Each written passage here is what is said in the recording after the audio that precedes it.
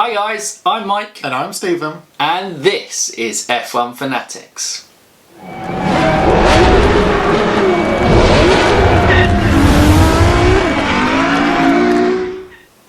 Welcome back to another race preview. Now, a race preview was already previously recorded in the week, but numbnuts over here forgot to test the microphone, and we have a very good video just with no audio, and seeing as I don't think subtitling it would be the best way to do it. Lots of visuals, you know? Yeah. Lots of visuals. Anyway. Difficult to understand, so that's why we're doing it again. Exactly. So Stephen, who is usually the voice behind F1 Fantasy Weekly with me, is making his first appearance on a race preview, stepping in for Ash this week as we weren't able to get back together recording.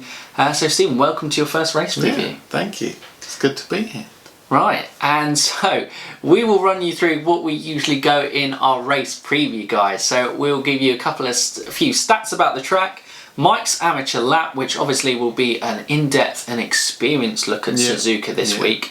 Amazing lap. Give you lots of knowledge about the track, best way to drive it. Exactly, because I'm an experienced, it's Mike's amateur lap. Don't expect too much. Yeah. After Mike's amateur lap, we look back at last year's race in 2018 at Suzuka and the main talking points from there, before looking ahead to this year's race, where we give our ones to watch, general thoughts of the race, our rookie of the weekend, and then our 3 bold, wacky predictions that just might come true, but probably won't. What? No. Well, I've got a very strong one. Oh yeah, Stephen has a very strong one, so Yeah. make sure you stay tuned to kind of find what that is later in the episode. But guys, if you are new around here, don't forget, subscribe to the channel, click that bell notification, and you can keep up to date with all our latest content and watch more videos just like this. We should probably get into the race preview now. Yeah. Oh yeah, what an intro that was. One of the best yet. Grading own video. Brilliant. Video, let's go. It is a 53 lap race at Suzuka. It is a 5.807 kilometre lap. It is the only figure of 8 track on the F1 calendar. It was first introduced in 1987 and it's become a bit of a classic circuit since then, with obviously the classic sections with the S-bends at the start, spoon, and obviously 130R as corners as well, where you are just flat out through that left-hander. It is a great circuit and hopefully it's going to bring some great track action. Yeah. But that obviously, there's only one way. You've heard some stats about the track. Now I'm going to show you Mike's amateur lap and you get a virtual guide of it, and wow, this lap is incredible. Hi guys, and welcome back to another Mike's Amateur Lap, and here we are at Suzuka this week in the Williams, and as you can see on your screens, it is raining, obviously with the typhoon set to hit on the race weekend on Saturday and rain expected to go through onto the race. I thought this was the perfect opportunity to do the first Mike's Amateur Lap in the rain, but here we go guys, here is the start of the lap into turn 1. Round here, and then we are going into the S section of the track, and this is obviously in sector 1, and this is more aerodynamically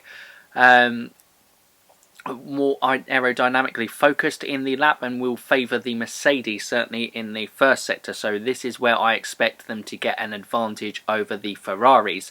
But after you get through the S-bend sections, an incredibly challenging part in the dry, even more so in the wet, as you can see I'm sliding all over the place. But moving into sector 2, and going wide here, a classic Mike's amateur lap. You have to make some mistakes, otherwise it's no longer an amateur lap anymore.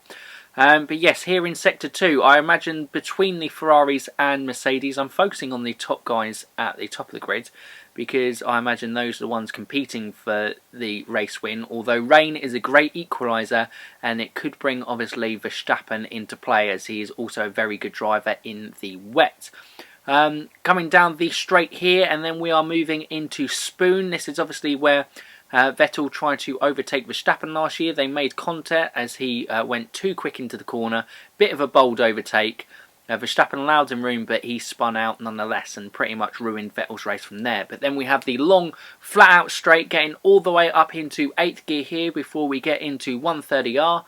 And you can do flat out in the dry. I was a little bit cautious, probably too cautious in the wet. Going around here before turning into turn 16 and 17, a slow right-hander and so left-hander. Obviously that slow right-hander is where Prost and Senna made contact all the way back in 1989. And here we go, guys, rounding off the lap. That is another Mike's Amateur lap. Hope you enjoyed and enjoy the rest of the preview. See ya. So, what a lap that was, Stephen, eh? Incredible. You know, you really mastered it. I'm waiting for that call up. I heard Williams have a seat going. I'm going to keep saying this every week. I'm going to keep plugging that. For some reason, I'm going to get the Williams seat. Anyone can have it. Anyone. As long as I bring the money. How much do you reckon? 50 quid? Yeah. Should be enough, wouldn't it? Maybe 50 quid. Tenner. Don't negotiate it down. Don't have a go at me for being a paid driver. I've clearly shown my talent. Exactly. On my amateur laps. Yeah. Right. All of them. Yeah. All of them. Exactly. I know all the circuits. Exactly. Yes. That was my amateur lap, guys. Hope you enjoyed. It is a fun part of our preview feature. Obviously, don't claim to be the best. It isn't going there, but it's nice to kind of have a run through of the lap that you can see. But anyway, guys, we will now look at the 2018 race. And first major talking point of the race, Stephen? Let me think. No, I've gone blank. Well, I would say it would have to be Max Verstappen's 5-second penalty with Kimi Räikkönen, where Yes. he went That wide be, off yeah. track. A kind of similar incident to what Vettel had at Canada. Canada, yeah. Apart from this time, there wasn't a wall, so Kimi went for the move and he pushed him off the track. Yeah, it was very similar. Fair Lewis enough. had to back out. Kimi lost time on the grass. Yeah. It was fair enough. It was fair enough, but obviously that then riled up fiery Max Verstappen to fight from there. And there was also another angry driver on the grid, and that was Sebastian Vettel. After suffering penalties in qualifying, he had started further back and was making his way through the field and made a bold move through Spoon, and too bold. Too bold. That is a good way to put it. Wasn't ahead. Wasn't really a corner to overtake on. Quite far back. And lost a front wing. Yeah, so he had to pit them and then went back to 16th, and that was pretty much... The other guy on the end of that was the ever happy Max Verstappen. Indeed, and this one wasn't Max's fault. Yeah. So, and then he went obviously on to secure a strong podium in 3rd position. Obviously, it was a 1-2 dominance from Mercedes, with Lewis claiming 1st and Bottas 2nd. And it was a very kind of, I think, grateful Lewis on the radio, because I think it pretty much was then, if it hadn't already, secured the title for him. It was pretty much done and dusted. Exactly, with Vettel finishing as low as 6th in the race, which was damage limitation for him. It was pretty much game over. It was a long way back as well, behind Kimi. Well, yeah, I think he was, as soon as he passed, it might have been Roman Grosjean, I think, was the last guy he did overtake, which is quite incredible, because it is easy to forget, actually, that in 2018 Haas had a very good car. A very good looking car as well. Yeah. I hope they go back to it. I was like, actually it was a very nice looking car. I hope they go back to it with their things, because I do like the black and gold, and obviously it's a classic livery with the Lotus, but it kind of feels a bit gimmicky. Yeah. Because they don't have any connection to Lotus. Yeah. So, yeah, it'd be nice for them to go back to Haas' original colours. But yeah, I think probably other talking point would have been Magnussen, with his typical pushing the boundaries on defending, and he pushed it a little bit too far by moving a couple of times in the braking zone, and then got a puncture. And what was Leclerc's radio message, Steve? This is one of my favourite. What was it? He always He is and always will be stupid. Leclerc, he doesn't mince his words. I mean, certainly the past couple of races, we've certainly had Leclerc on the radio, and it was a bit reminiscent of George Russell in Singapore. Obviously, well, I'd suppose Yes, on a different Russell in Singapore was there going, Grosjean, what you expect? And I think there was a rude word in between that. Yeah. No, I don't think much else happened. It was Ricciardo had a very good race actually. He started behind in penalties and managed to work his way all the way up to fourth position, which was a very good race for the Red Bulls. And it's... did he make up like 7 places in the first 10 laps or something? He did. It was classic Ricciardo. I think Ricciardo almost prefers those drives where he starts a bit back, because he loves overtaking and he can get through the field, and so there's lots of action for him. It was like a Singapore. Just carved it up. Exactly. A track you don't overtake on. Carved it up. Until he got that puncture. Yeah. He was having a very good race. But that probably rounds up our thoughts on 2018. Yep. Quick recap for you guys. So I now guess we look ahead to this year's race.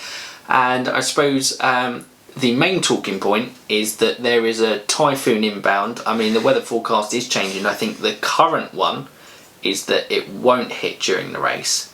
But basically, over the race weekend, there's going to be a lot of rain. They're going to get drenched. It's a typhoon. It could be carnage.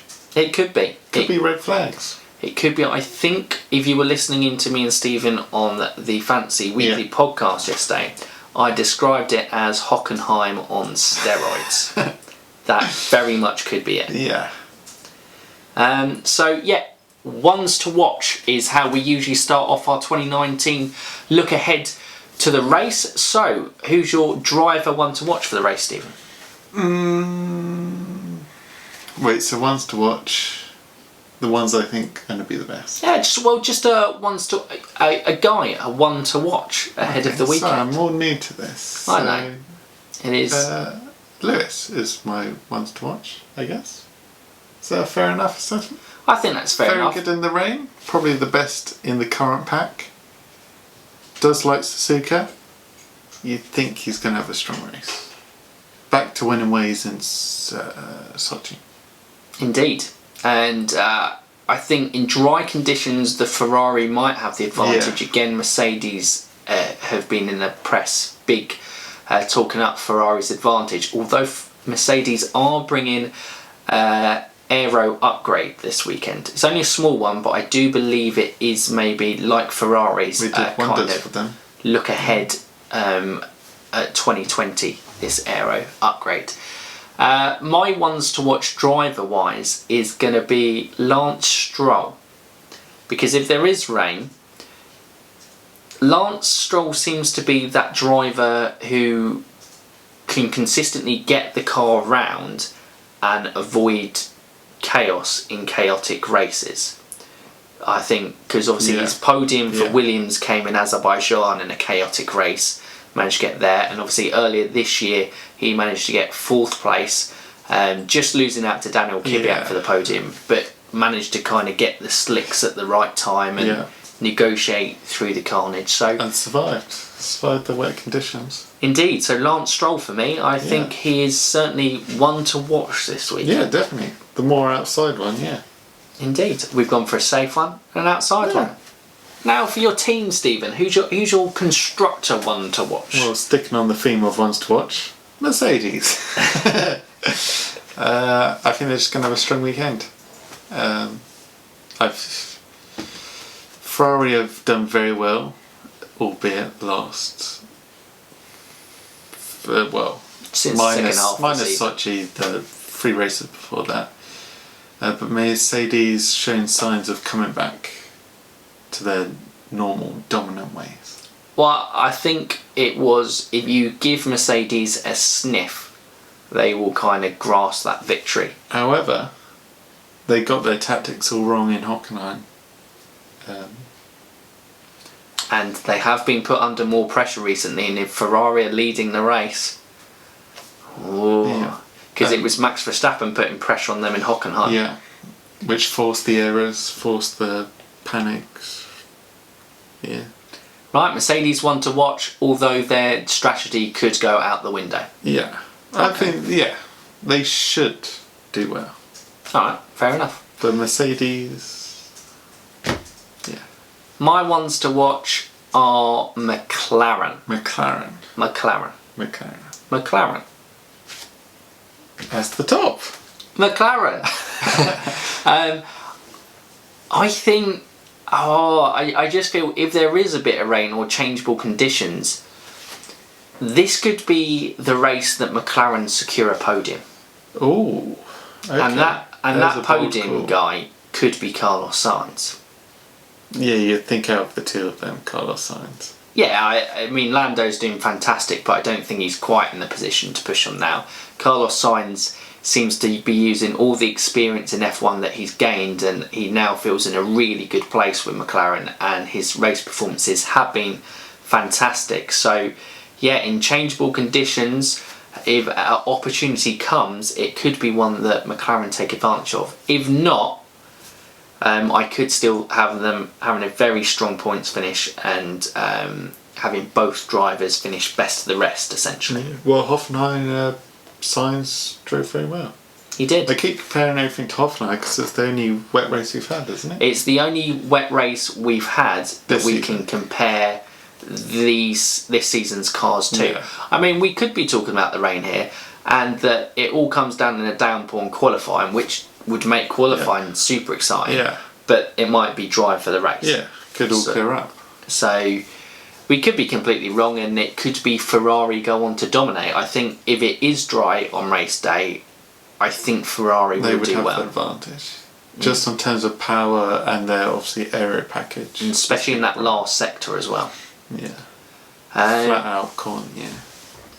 Indeed. So, yeah, those are ones to watch. So, general thoughts ahead of this weekend, Stephen. Is there any general thoughts that kind of stand out to you?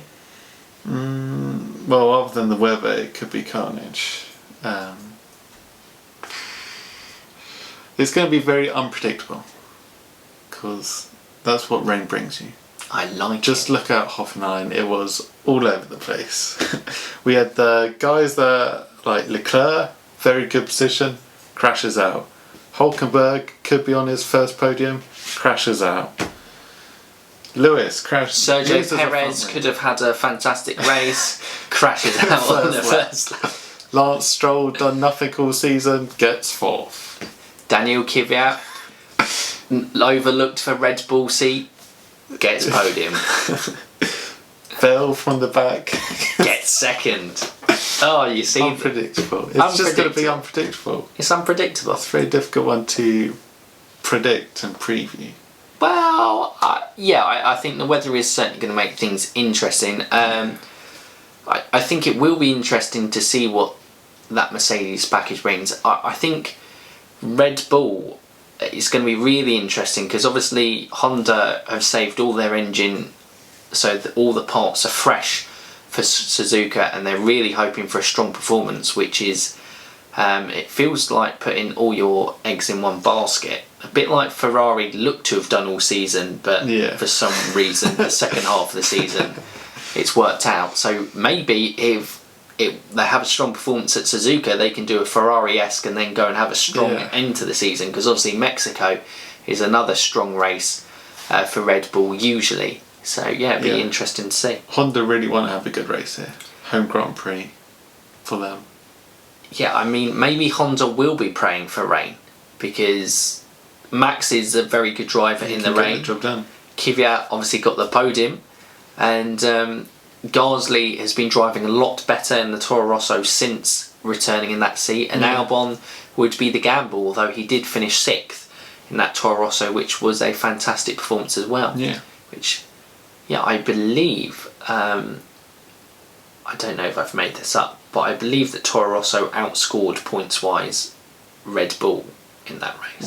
Well, Gasly crashed out, didn't he? Yes. Who was he trying to overtake? Albon. There we go. Then Was he? Yeah. Yeah, he lost his front wing. He did actually be was it? classified, wasn't he? Yeah. He was a classified finisher, but I think he was the last of the classified finishers because it happened on like the last lap or one of the last two. One of the last two, yeah. Indeed. But yeah, no, it was a fantastic performance by Albon for his first kind of outing in the rain, because his radio messages were funny because it was like, I need you guys to... It was like being asked, do you think it's dry enough for slicks? And he's like, I've no idea. Not a clue. So it would be funny to have similar radio messages like that. It's going to be an interesting one with the rookies. Yeah. Because if the rain does come and it comes hard, it's going to be one of their toughest races they've ever had. And I think if it does come hard, then someone like a Kimi Raikkonen, who has been having a nightmare second half of the season, this could just be the race that he Reignites the flame. Exactly. It could be the race that Kimi needs to get back on He needs track. a pick-me-up. He does. He's been a bit down recently. Yeah. Giovinazzi's been outperforming him. And nobody likes to see that. Give Kimi a good race. Yeah. We're previewing and predicting Kimi is going to have a good race. This preview has been approved by Kimi Raikkonen. But in all honesty, the Alpha car has been pretty good in this second half of the season, and it has only been through mistakes. And that, admittedly, obviously, it was the full start in Sochi with Kimi Raikkonen, wasn't it? Unlucky. Well, Spa, Max took out Kimi, and then Singapore, he had a collision with Kvyat. Yeah. 50-50 blame. Racing incident. Yeah. Monza was the tyre one where he started from the pits, wasn't he? And then obviously Sochi, he had the full start. Yep. So naturally, Carlos Sainz was on the run of bad luck, so it's only time now that Kimi has a strong race. I'm going for a P8 for Kimi. P8. P8. Strong. But that's if it's dry. But the big question is... If it's wet, he'll finish P1. Can Roman Grosjean go better this year to last year and get pole position? I mean, that is a question that needs to be answered in the comments. Can Roman Grosjean get pole in Suzuka? Was it 4th last year? It was 4th last year, yeah. I mean, in a considerably better car. But... Same driver though. Please answer this. Is Roman Grosjean going to get pole? I mean, we could lose all credibility on the channel. Scrap that. Cut it. Ash is gonna be watching this and like going, right. So Stephen comes in and predicts that Roman Grosjean's gonna get pole. What is going on? I'm just putting the question out there. I'm not predicting it. I'm just. What if? We're gonna make this plausible. Roman Grosjean is the only one to be able to get a dry, because he goes out early in a dry tyre on the slicks in Q3. Then the heavy downpour hits. Everyone is like, nah, let's Roman go out there. It's too dangerous going out on the same track. Exactly. And then the rain comes, Roman wins. And he's the only one with the quickest time and is on pole lap. Can you imagine? Unbelievable. Yeah. In the race, because Roman clearly feels confident on Suzuka. He does. You don't qualify 4th by not driving well. And Haas did make step forwards in the in Sochi. Yeah. Obviously, Roman qualifying in Q3 and Magnussen getting their first points finish since I think it was Hockenheim. Yeah. Well, Grosjean was very good in qualifying in Sochi. He was. Yeah. Right, I think that is probably rounds up our general thoughts. Best one to end on with Roman Grosjean. Oh, and of course Williams will score points this weekend. Yeah. Yes. Naturally, they'll score points. I feel the quality in predictions is on a downwards trend. Wait, actually, the bold predictions are meant to be at the end. Oh, sorry, ignore that one. Williams will be last again. Ignore the Roman one. It is a sad state for a great team like Williams in Formula 1 that you kind of go, yeah, it's Williams. They're they're going to be where they are. They're looking at next season. Exactly. Well, they should be. Actually, I believe they are bringing some a 2020 upgrade this weekend, and they're bringing a new front nose. So it'll be interesting to see if they can make any sort of aero gains this weekend. Yeah. But yes, fingers crossed. Indeed, it would be nice. It would be. So we're now going to pick our rookie of the weekend. Rookie of the weekend. I'm going for George Russell. Okay. Because you're just no. your Williams prediction. Hear me out. I think Albon, Norris, and Giovinazzi will have standard weekends, but nothing exceptional from what we've come to expect of them. Yeah. Okay. And I think George Russell will qualify in Q2 and maybe getting the points, or maybe closer to the points than general. So he will have an above average performance, which will then make him the rookie of the weekend. It's an interesting one. He had an alright race in Hoffenheim. Obviously got beaten by Kubica. Is that the only race Kubica's been in? No, he's beaten him in 2 races. Yeah, okay. And also he beat him in Singapore. Because the incident with Road. I'd say, because I feel Kimi's going to have a good weekend, so I'm not going to say Giovinazzi. Really, then it's between Albon and Norris. Yeah. I think Lando's having a strong second half of the season, so I'm going to go Lando. Okay. Nice. I mean, it's a safe bet for me. The normal ones is between Albon and Norris at the moment because of how they're performing, but they're in the better machinery, so it is easier to judge them. Yeah. But yeah, I think Norris is probably quite a good bet. He could have a very good race weekend. Like you said, his race performances weren't as strong in the first half of the season to his qualifying. He's really putting in consistent Sunday races now. Exactly, and the only time he's not really is through mechanical failures. There are no fault of his own. And McLaren, good package at the moment. I think he can do very well. Indeed, and McLaren will certainly be looking to extend and maybe help secure 4th place in the constructors this weekend. So that's rookie of the weekend, which means we've been teasing it all the way through the preview. We are coming on to the 3 bold predictions. Roman goes on pole. Right. With that, do you want to go first? Yeah, there we go. That's my first one. Right, Roman Grosjean on pole. That's the first one. No, I think he's going to do well in qualifying.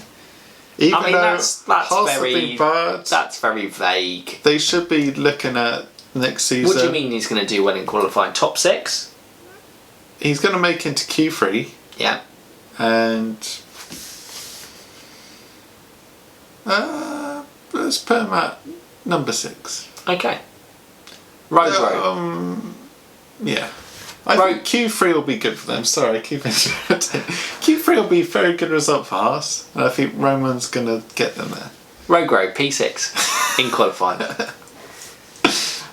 Second prediction. Oh no, you just go all 3. Jeez. I haven't had time to think. You just out the bat. I wish I didn't go...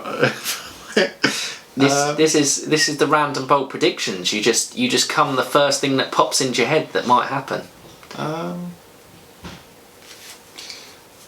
Both Ferraris DNF.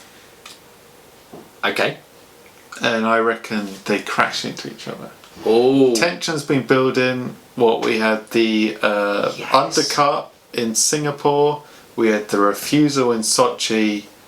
Now we have the Rosberg Hamilton, the Webber Vettel, the Prost Senna. They're going to be leading the race. Yep. Mercedes got the strategy wrong. They're comfortably 3rd and 4th.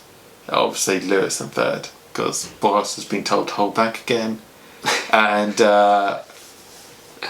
Phil somehow got in the lead. Leclerc's pushing and they go off. Okay, bang. There you go. I don't know what corner, but it's both DNF. Okay, Ferrari DNF. And last one. Last one. Oh, I'm running out. I'm going to say only 10 cars finish the race. 10? Look, you told me bold predictions. I've been put on the spot. I feel I might need to go bolder. Terrible conditions. Okay. But they're not going to red flag. Okay. And 10 drivers finish the race. Well, I think there is going to be a red flag at some point. Ooh. But this prediction solely relies on there being rain in the race. Yeah. So red flag in the race through to dangerous conditions. Carlos Sainz to finish on the podium. And Lance Stroll to beat Sergio Perez. That's not very bold. This may be the bold, wacky predictions right now. Lance Stroll to beat Perez. Fine. Stroll is going to finish P5. Is that bold enough for you? Yeah, okay. P5. I guess that's alright. That was easy. Oh, I just needed to say that. Lance Stroll, P5, beats Perez. There you go, there's bold enough. Well, Perez crashed out on the first lap in Hoffenheim. That's going to be easy conditions compared to what Sochi is going to be. Sochi? Suzuka. There's a lot of S's. This is like the round of the S's. Although there's a bit more space to the barriers in some places. Yeah, true. Yeah. Alright. Well, that's the random... But just to go back to your first one. Okay. Because you said red flag the race. Yeah. Do you think it'll be a rolling start or a stop and go? Stop the normal race start. I mean, this is now adding to it. Well, it was just on my head. I mean, on my mind. Wet conditions, let's go rolling start. Rolling start. You think it'll be that dangerous? It will be, yes. How many laps? It's a typhoon, Stephen. Yeah. Well, yeah. It's the biggest typhoon it's going to make of the year. Look like a drizzle. It is. Well, yeah. When do you think the red flag's going to come out? How long are they look, now we're just adding to it. It was a bold prediction, and I'm just interested. We haven't had a red. When was the last time we had a red flag? British touring car, Silverstone. Oh wow, that wasn't too long ago. It's quite a normal thing in F1. I can't remember actually. You can comment below on where you think. Where the last time was a red flag based on conditions, yeah. Based on conditions. I don't know, maybe lap 20? Yeah. Alright, lap 20. Anyway, guys, those are the bold predictions, and that is the race preview. Hope you've enjoyed it. Hope you've enjoyed Stephen's first kind of participation in the race preview. We are sorry that Ash couldn't be with us on the race preview this time because, like I said, I forgot to turn the mic on. Maybe you can put some muted clips. Yeah. Just so he's here with us. Yeah, we'll just put it at the end of just.